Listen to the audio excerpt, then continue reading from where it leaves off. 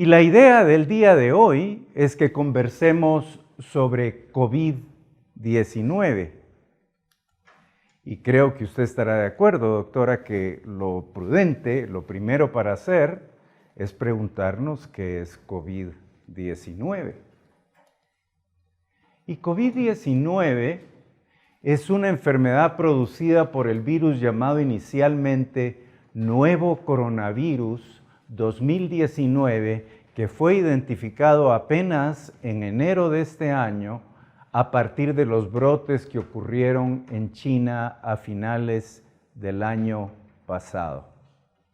Sin embargo, este nombre no vino para quedarse y más recientemente fue renombrado como coronavirus 2 del síndrome respiratorio agudo severo, SARS por sus siglas en inglés, CoV-2.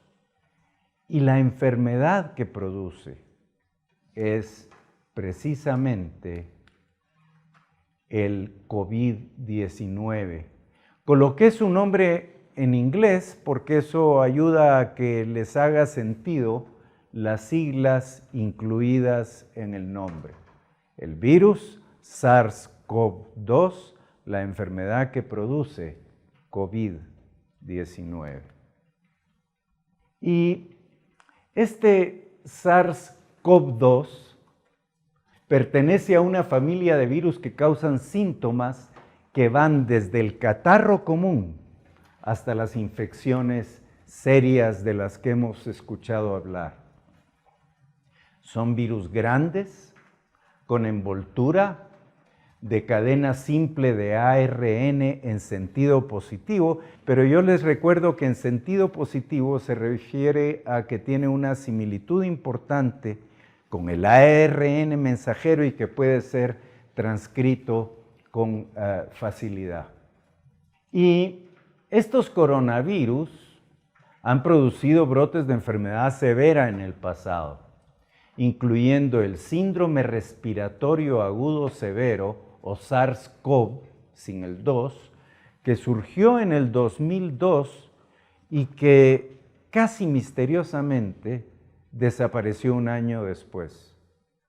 Esta enfermedad ya no está vigente.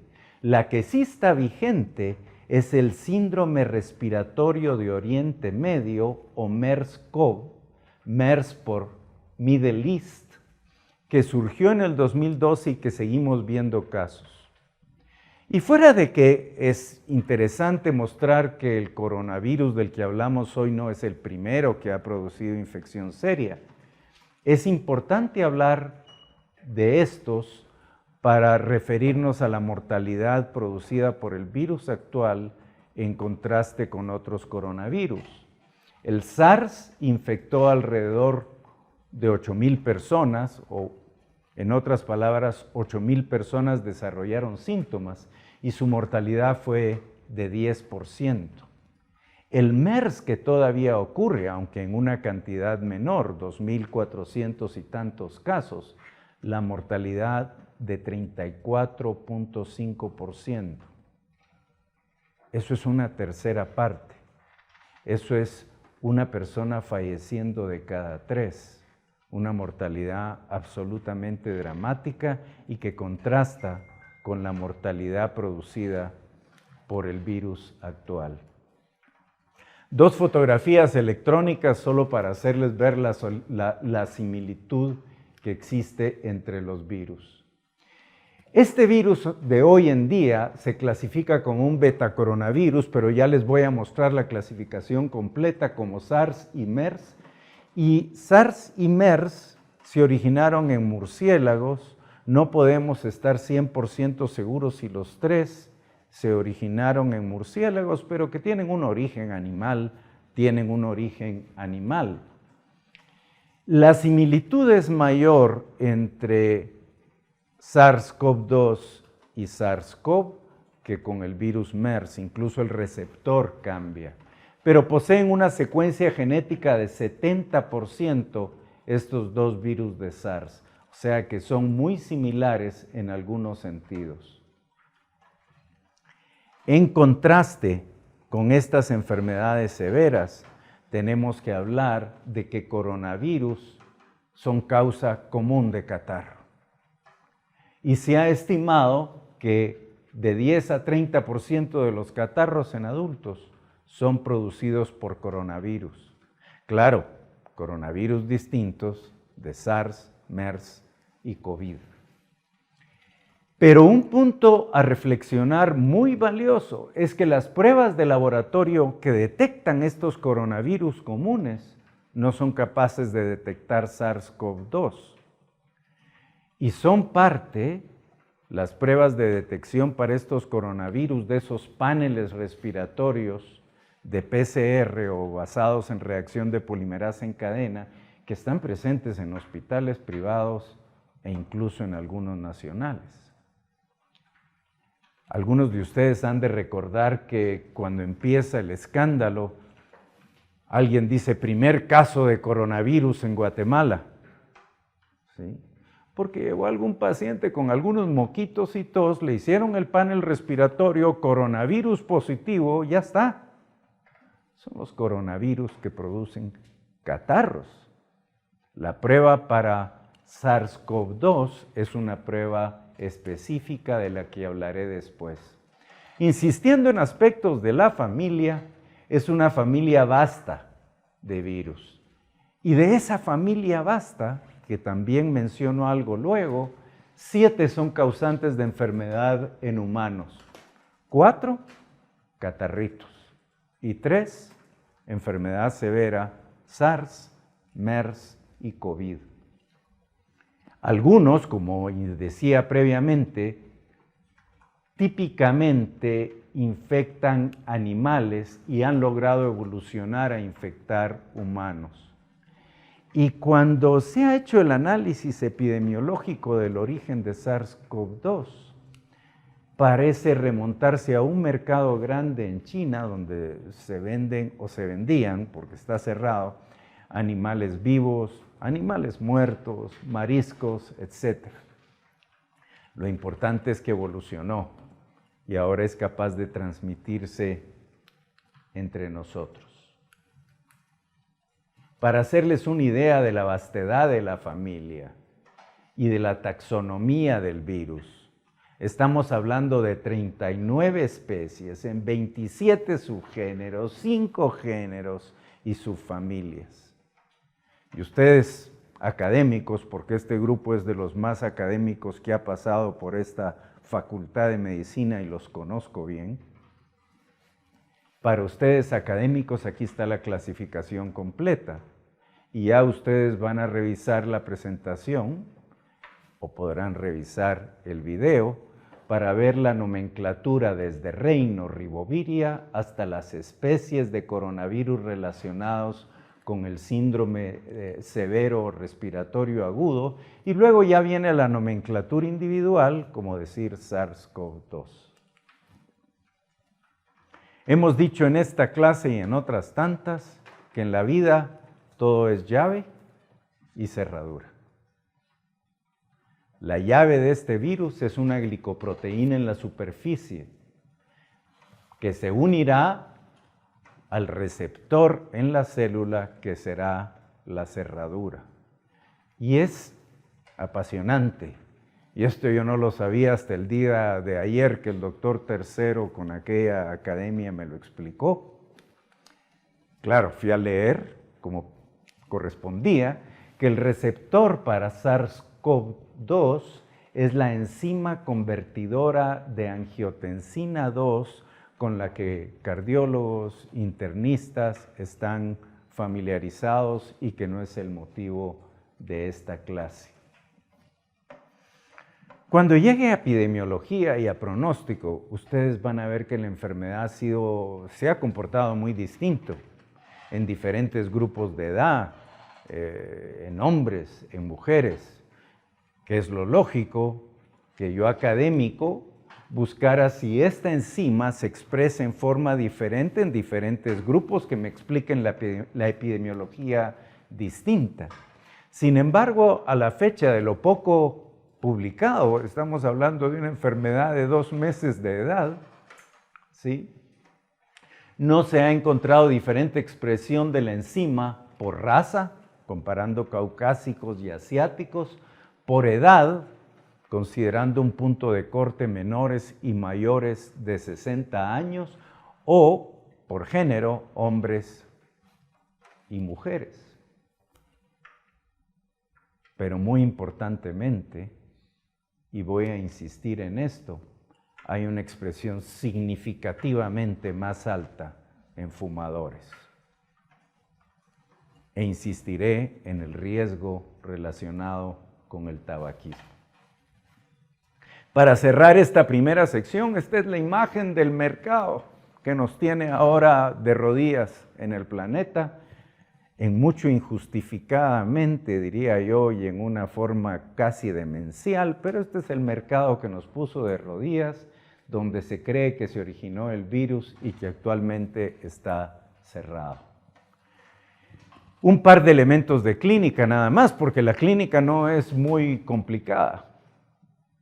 Y siempre que hablamos de clínica, y ustedes son expertos en periodos de incubación de enfermedades infecciosas, ese es el primer elemento a discutir, y el periodo de incubación promedio es de 5 días, de 4 a 7 en promedio.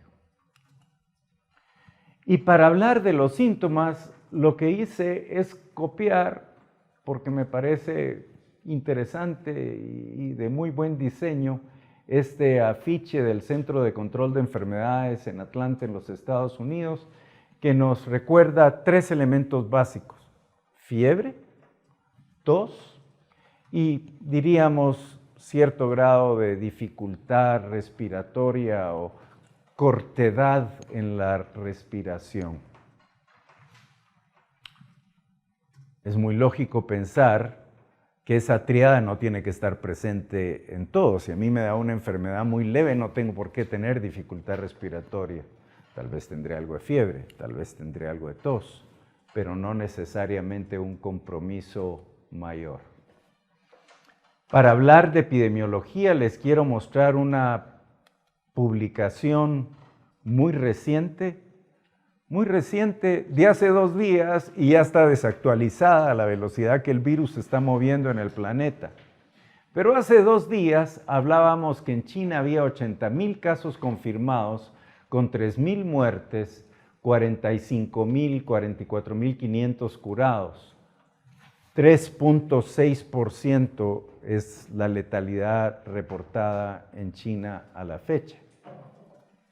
En el resto del planeta, cerca de 10,000 casos en 66 sitios, 528 curados, 133 fallecidos. Y lo que ustedes leen en las noticias hoy en día es cómo en Italia los casos se duplicaron y nuevamente ciudades enteras clausuradas, colegios cerrados, transporte cancelado. Una situación que con suerte les dejaron abiertas farmacias y algunos supermercados, pero la situación es pavorosa. Nos llega mucha publicidad sobre los fallecimientos en Estados Unidos, y a propósito de fallecimientos, tenemos que saber que la letalidad ha variado en los diferentes países. Ya mencioné China, pero mientras China 3.6 o Irán 5.5% en Corea del Sur. Tiene que haber diferencia no solo en los sistemas de salud, sino probablemente en el comportamiento de la enfermedad. Italia 2%, y hoy en día diríamos que globalmente la letalidad es de 1.5%. Ningún muerto es despreciable, pero debiéramos compararlo también con el 30 y tantos % del MERS y el 10% de SARS. Dentro de esta familia de coronavirus no tiene la agresividad de sus 2 parientes cercanos de enfermedad severa. Su número básico de reproducción 3 a 4, pero estoy seguro que usted conoce que es el número de sujetos susceptibles que se infectan luego de exposición a un caso. Y eso es de 3 a 4. No despreciable de nuevo, Pero recordemos sarampión, que sigue matando muchas más personas en el planeta que cualquiera de estas enfermedades. El número de reproducción de sarampión, de tosferina, es de 12 a 18.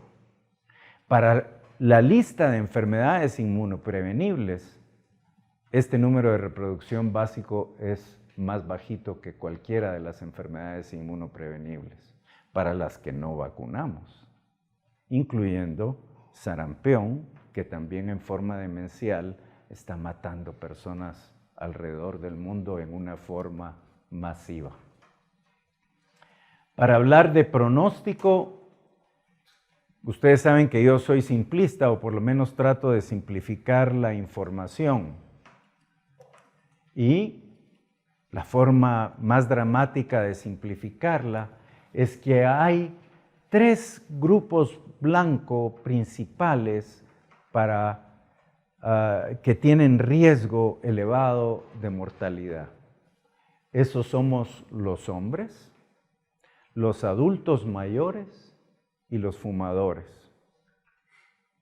Y lo de hombres es particularmente interesante, ¿no? Es un poquito más de mortalidad lo que se reportó en China. La mortalidad en hombres fue el doble de la mortalidad de mujeres, en mujeres. Y esto no pareciera obedecer solo al hecho de que ustedes mujeres son el sexo fuerte por excelencia, incluyendo desde el punto de vista inmune. Pareciera obedecer a otros factores. Y de acuerdo a la Organización Mundial de la Salud, es de interés que en China la mitad de los hombres fuma, las mujeres 2%. ¿Es esto un marcador de género o es esto un marcador de tabaquismo? Y eso hay que ponerlo en la perspectiva de lo que antes les mostré. La expresión del receptor del virus es mucho o significativamente mayor en fumadores. Y también hace pocos días fue publicado en JAMA, esto estoy hablando febrero 24, un análisis sobre 72,000 casos por el Centro de Control de Enfermedades de China.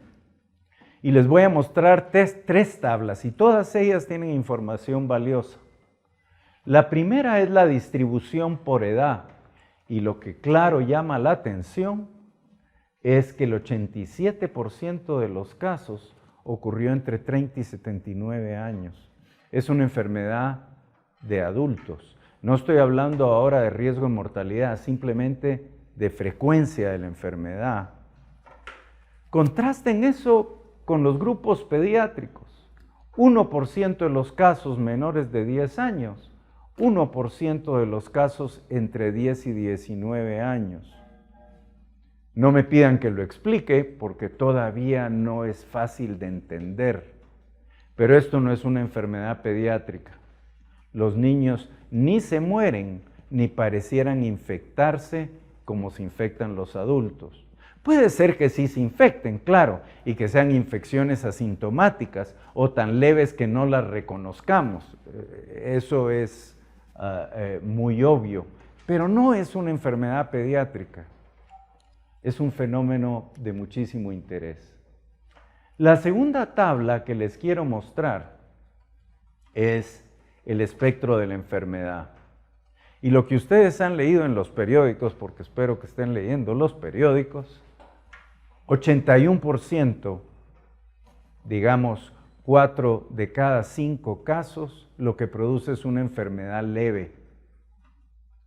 Y a ustedes que la tía les pregunta, porque a uno lo ven estudiar medicina y la tía lo visualiza a uno como un médico con 30 años de experiencia, todos hemos pasado por ahí, a la tía hay que decirle tía, ¿sí? 80% le da una enfermedad leve, calma. Es uno de los mensajes que hay que dar de calma, ¿sí?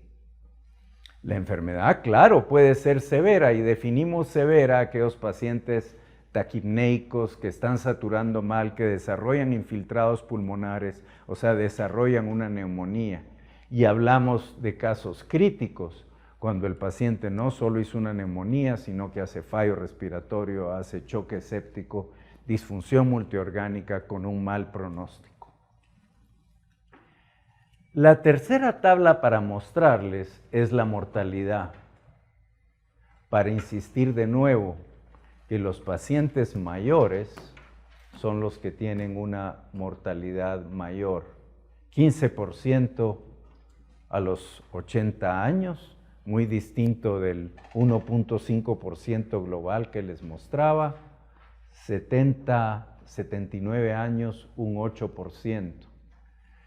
En este reporte, porque las cifras las van a ver oscilar, en China reportan que la mortalidad de los casos confirmados fue un 2.3% dentro del rango que les había mostrado. Los casos críticos explican solo el 5% de la enfermedad. Claro, si yo hago un caso crítico, mi mortalidad es cara o cruz, 50% fallecen. O sea, esas son malas noticias. Pero hay que verlo dentro del contexto de todos los pacientes infectados. Prácticamente no hay mortalidad abajo de los 35 años. Toda regla tiene su excepción, pero si lo vemos globalmente, ese es el escenario.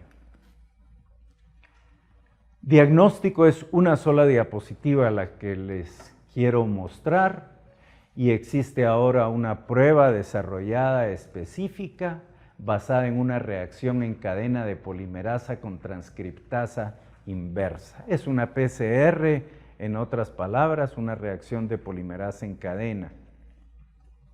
El mensaje de nuevo es: las pruebas que detectan coronavirus en general basadas en PCR no les van a detectar el SARS-CoV-2. Fuera de eso, en algunos sitios, pero los australianos fueron los primeros, el virus ha sido cultivado. Eventualmente podríamos considerar que podría moverse hacia una prueba diagnóstica, pero hoy en día es una reacción de polimerasa en cadena. Tratamiento no hay. Pudiera ser que en una semana, 2 semanas o en un mes dijéramos algo distinto. En China han venido propugnando que un antimalárico, la cloroquina, pareciera ayudar a algunos pacientes con neumonía. Y ayer leía de estudios de antivirales en los Estados Unidos, nada concluyentes, pero es claro que el mundo se está moviendo muy rápidamente a ensayar tratamientos, así como al desarrollo de vacunas. Y tal vez yo pensaría que lo más importante de esta presentación es insistir en prevención. Y para hablar de prevención, quiero iniciar con unas palabras de un profesor de epidemiología de Harvard, que dice: más que enfocarse tanto en cuarentenas y aislar poblaciones, o enfocarse en prevenir la diseminación de un virus que se va a diseminar, se va a esparcir, los esfuerzos tal vez debieran centrarse en prepararse lo mejor posible para enfrentar el virus. ¿Y cómo prepararnos? Porque les quiero insistir en todas esas cosas saludables, aburridas. A los que nos estamos haciendo viejos cada vez nos parecen menos aburridas, a ustedes les parecen exasperantes. Y la número 1 es: no fume. Y el que fuma, pare de fumar, aunque le cueste, aunque le den temblores, aunque le dé una abstinencia espantosa y tenga que correr 30 kilómetros una mañana. Pero hoy en día es no fumar. Y parte de la idea es que el fumador, fuera de tener una situación de riesgo para este virus por las razones que yo mencioné, está en riesgo de otras infecciones respiratorias, entre ellas neumococo. Cuando ustedes revisan la lista de población de alto riesgo adultos de alto riesgo según el CDC para adquirir neumococo, fumadores son parte de la lista y que debieran estar vacunados. No esperar ser viejitos ni ser niños, que fueron niños, sino que un adulto fumador tendría que tener vacuna para neumococo, que hoy en día no está disponible en el mercado privado en Guatemala, por ejemplo. He recibido llamadas de vacuna de neumococo. Es que fumo. Deje de fumar, deje de ser población de riesgo. Y si hablamos de vacunas, también la vacuna de influenza es importante. Primero porque influenza sigue matando gente y de pronto mucho más que coronavirus. Pero fuera de eso es importante que no se haga la confusión de cuadros clínicos. Brotes de influenza van a causar un caos en que el personal médico va a tener dificultades para diferenciar los dos cuadros. Haga ejercicio y coma bien, qué aburrido. Sí, pero es básico. La fotografía lo que muestra es la típica dieta mediterránea. Sigue siendo catalogada como la mejor dieta para prevenir enfermedad cardiovascular. La UNESCO la considera patrimonio de la humanidad. Y como no les puedo preguntar qué incluye, pues incluye nueces, verduras, frutas, aceite de oliva es el aceite, ¿sí? Aunque los chefs dicen que para freír por tiempo largo el aceite de oliva no es el mejor, pero aceite de oliva. Las bebidas son dos, agua y a mayor gloria de Dios, vino, ¿sí? Prácticamente no tiene azúcar. Y no tiene azúcar porque los postres son fruta. La azúcar, pero yo no me puedo seguir extendiendo, no es un nutriente porque usted no tiene requerimientos de azúcar. O sea, no califica como un nutriente y es el nuevo tabaco.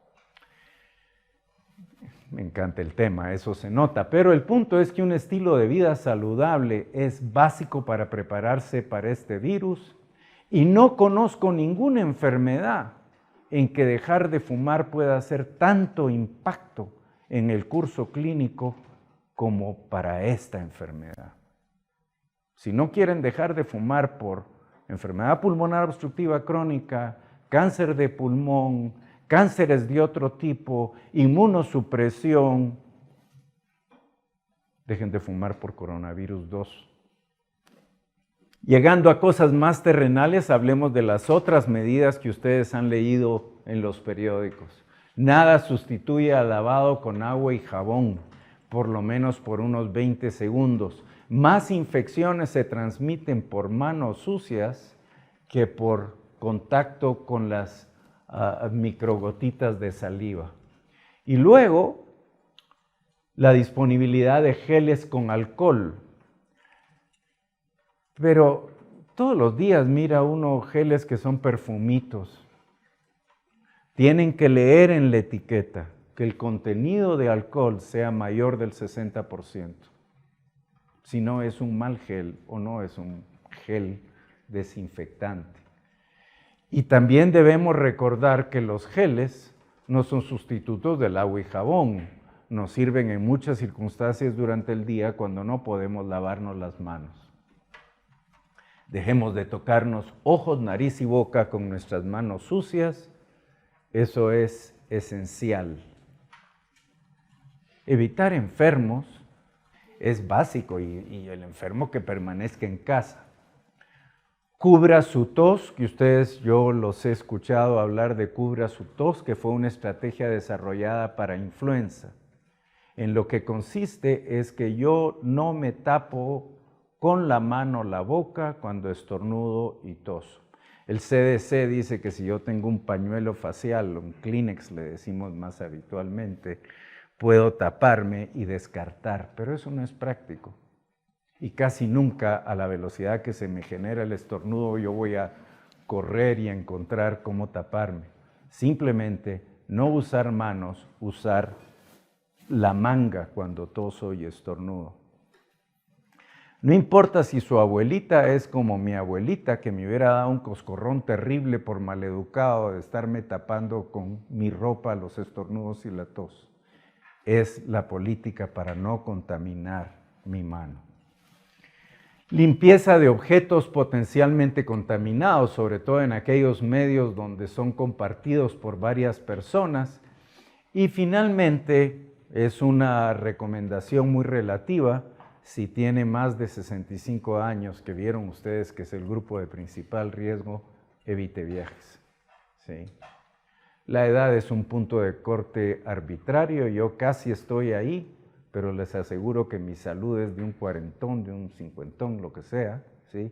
Mientras hay alguien que tiene 50 años con una enfermedad metabólica terrible, diabetes, se le están necrosando los dedos del pie, la edad siempre va a ser un marcador relativo. Por supuesto no es promoción, pero para recordarles que hay geles específicos con un contenido de alcohol alto. Y hoy hablaba con mi hija que vive en Estados Unidos, casi no se encuentra ya en los supermercados de Estados Unidos, esta marca que es de las mejor posicionadas. Lysol o Lysol, recordarles, y lo revisé ayer, que el contenido de alcohol es alto, sí puede funcionar y tienen toallas para limpiar superficies y demás, cosas que uno podría considerar. Ahora, somos médicos, ¿sí? Y otras medidas están relacionadas con la atención de pacientes. Paciente sospechoso, cuando pase por esa puerta, le digo, póngase esta mascarilla. Antes de hacerle preguntas de su historia clínica, antes de cualquier otra cosa, antes de examinarlo, póngase la mascarilla. Y en general para el paciente se consideran más las mascarillas quirúrgicas comunes y corrientes que cuestan centavos y que ahora las venderán en 300 quetzales en la esquina, pero son las mascarillas comunes. Ahora, yo sí me voy a poner una mascarilla de las que son más aislantes. Ustedes han leído de las N95 y hay otras variedades, pero el paciente podría atenderse teniendo una mascarilla quirúrgica. Todavía no entendemos ciertos elementos del virus, pero ustedes conocen que hay virus de transmisión respiratoria que son capaces de entrar por las mucosas oculares, de tal manera que otra protección son, no sé cómo decirlo, pero esas gafas protectoras que nos pueden servir hasta para procedimientos quirúrgicos. No lo voy a atender en una emergencia con 10 pacientes de este lado y 10 de aquel otro. Si yo tengo un paciente sospechoso, tengo que poder darme el lujo de atenderlo en un cuarto privado con la puerta cerrada. Muy bien. Y con esto yo termino, ¿sí? Yo espero que esta presentación sea útil para ustedes y